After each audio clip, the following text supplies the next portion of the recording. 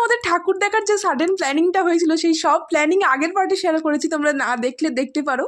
আর এটা হলো তার পরের পার্ট, সেকেন্ড পার্ট বলতে পারো। তো এখন তোমরা স্ক্রিনে যাকে দেখলে তাকে যদি চেনো আমাকে অবশ্যই কমেন্ট সেকশানে তার নামটা লিখো, আশা করি সবাই কম বেশি চিনবে। তো আমরা ফার্স্ট গিয়েছিলাম সন্তোষ মিত্র স্কোয়ারে। তো এখানে এত সুন্দর লাইটিং হচ্ছিল, মানে অনেকেই ঠাকুর তো সকালে দেখে, তবে এই প্যান্ডেলটা একদমই সকালে দেখার না। তো বেশ এনজয় করছিলাম। আর সেদিন একটু ফাঁকা ছিল, একদম পঞ্চমী রাত, তখন প্রায় 12টা-1টা বেজেই গেছে।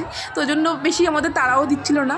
আমি ঠিক জানি না অন্য কোনো দিন আসলে ভেতরে এতক্ষণ দাঁড়িয়ে পুরো লাইট অ্যান্ড সাউন্ড শোটা এনজয় করতে দিত কি না, বাট সেদিনকে আমরা পুরো শোটা এনজয় করেছি। ঠাকুরও ছিল ততটাই সুন্দর। তো আমি আর বেশি কথা বলবো না, ওই শোটাই তোমাদের সাথে একটু শেয়ার করছি, তোমরা দেখো।